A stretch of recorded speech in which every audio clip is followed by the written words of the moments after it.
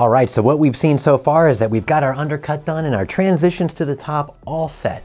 So now we're ready to begin to blend the top down or disconnect it from the bottom, whatever we see fit. So we've taken and split this into 3 sections on top.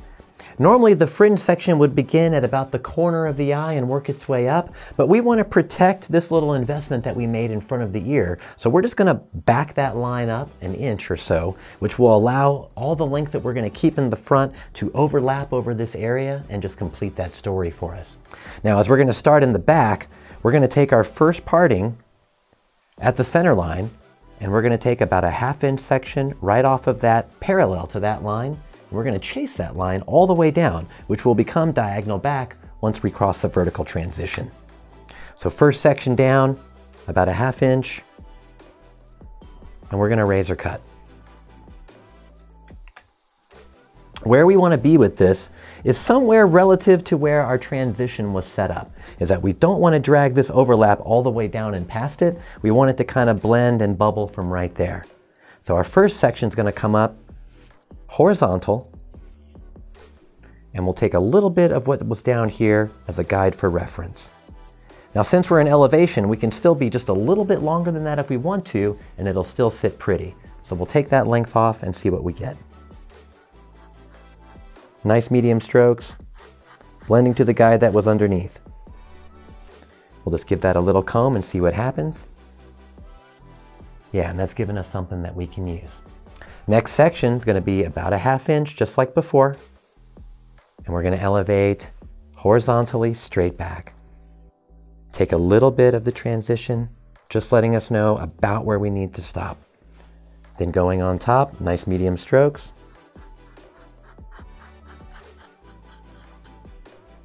And we'll just comb that into place and see. Now what's going to start happening as we begin to go over the vertical transition down into here, we're going to start to see a little more detachment as these pieces are going to lay a little bit heavier over the transition. Next section, about a 1/2 inch. And we're going to bring this back straight, horizontal elevation. And we can see our little bit of transition in our hand right underneath there. We'll take that off with a nice medium stroke. Dropped a little bit.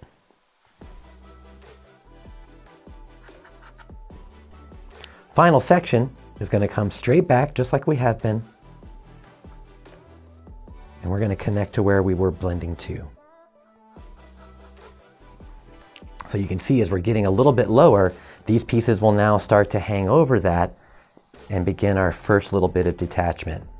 As an opinion, we wanted to keep this blended in the back, just so we wouldn't have a lot of stuff waving around back there. We're okay with that in front of the ear, but we don't want to see too much drape and overhang behind the ear. Moving over to the other side, we're going to do exactly what we did before, about a 1/2 inch section. And we're going to direct it straight back horizontally, using just a tiny piece of our transition as a guide at the top. Bring that straight back horizontally. I see my guide dropping out, so I can get right on top and work that line. A nice medium stroke. If it feels like it got away from you a little bit, pick it up and go again. Let's comb that into place, and that's fitting together pretty nicely. Next section. Keeping with the same story, about a 1/2 inch, directed back. And we can see a little bit of that transition hanging out underneath there. We'll take that as our guide. Nice medium stroke. Yeah. Final section, straight back. And blend to the little bit of transition that you can grab right there where it ends. That's going to be your guide. Because the hair begins so much forward on the head, but we're bringing it backwards and blending to a guide that lives back here, we will get a little bit of short to long feeling as we're over directing. Just make sure I got all of that. Looks good.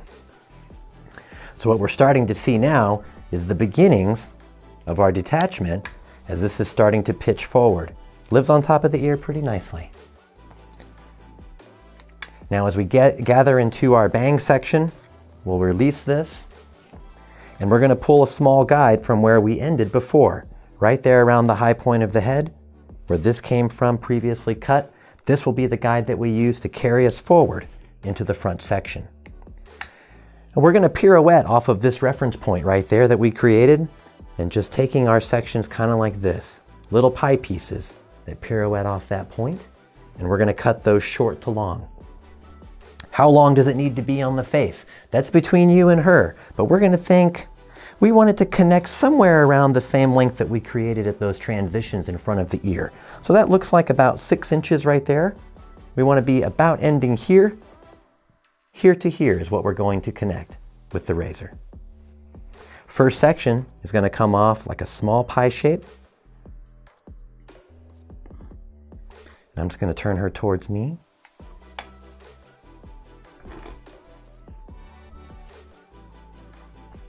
And we'll take our guide, which is already in there, right there. There it is. That's a lot of hair to hold at once, so I'm just going to subdivide it until it's manageable. There's my guide right there in the tip of my fingers, and now we can begin to take this length. Pick up the rest of the section, and continue until we get about 6 inches there.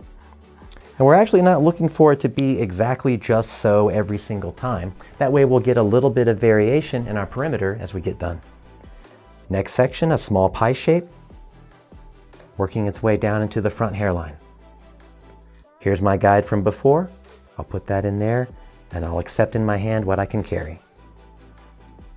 Here we go. Coming in high over the top so everyone can see.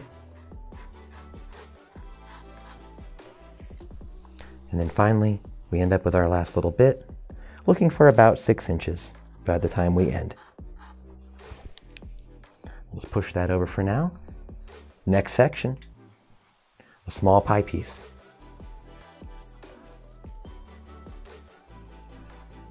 I'll grab what I can work with in my hand, looking for about that second knuckle of tension.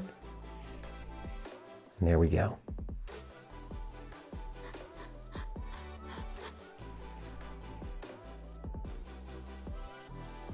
Final little bit here in this section. Push that over. 2 sections left. One more small pie piece. Hair's getting just a little bit dehydrated, so we'll give her some moisture. I'll take about as much as I can hold in my hand at once, looking for about that second knuckle. There's my guide. And we razor. And continue down until I reach the end of my section, making sure that I land at about 6 inches, which is what we discussed.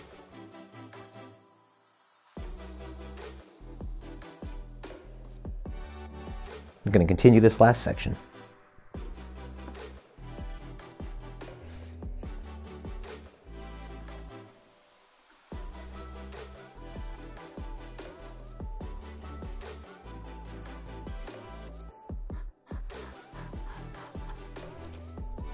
All right, and we're back. We went ahead and gave her a nice polished blow dry to get her ready for us to refine it. Now we razor cut the top and the crown, and razor cutting sometimes leaves a few lingerers. So the first thing we're going to do is go in and check for those guys and get them out of there. Now one thing that it's easy to do at this time is that we're feeling pretty good about the cut. It turned out all right, feeling pretty confident. We can just grab hair and start to detail, and that's something that we want to avoid. We had a specific plan when cutting this, and we want to stick to that plan. So from back in here in the crown, we were working in kind of a pirouette fashion or radial off of that point. So we're going to continue to do that as we detail. I'll take one section and elevate it up, and we're essentially just looking for anyone that doesn't belong. We're not trying to interrupt the shape. And this can be done in 3 big sections. You know, we didn't really attack in a fringe story sort of way because the radial pattern off of this gave us sort of a shattered long to short here that gave us enough disruption in that perimeter that's happening right there already. However, if we felt like any part of it was getting a little bit heavy, maybe as this gathers over the corner of the right eye, maybe there's a little bit of weight right there. So we can take our Invisablend once more, and we might just remove some of the problem right there in that corner, right above the eye. And we can see that there is a little bit of thickness right there. And so let's continue with the plan. We'll go in and just point cut some of that bulk away using the Invisablend. Such a small reduction in weight, it's very easy to detail away and not have to worry about creating any new problems in our shape. Working our way to the back now. Couple of big sections following the same sectioning pattern that we talked about before. And we're just looking for anyone that's hanging out that doesn't belong, and we can take them.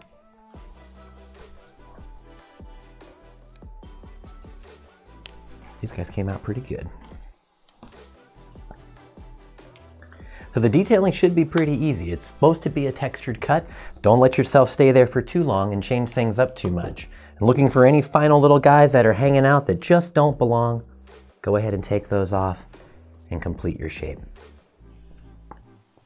Well, thank you guys so much for joining us. This has been part of a series on how to diagnose and correct some of the pitfalls that we find in cutting undercuts pixies. Specifically, where the two pieces come together, the short and the long, and about creating a transition that would live in between that would allow us to create what we see here, which is a nice balanced weight distribution, keeping a good form with the cranium, and most of all, a silhouette that allows us to create compensatory weight in the crown that helps balance the jaw.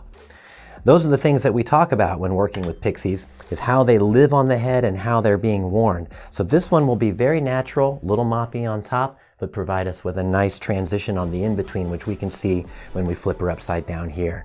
We've got our length from the top, and then we have those areas that we created on the in-between to help balance that silhouette. Well, we really hope that this has been useful for you, especially in your world of haircutting. Please let us know how you feel about the things that we post out here for you. We would love to know how we can refine the things that we offer up to you. Thank you so much again. This is Jesse Linares with the Sam via Art Team.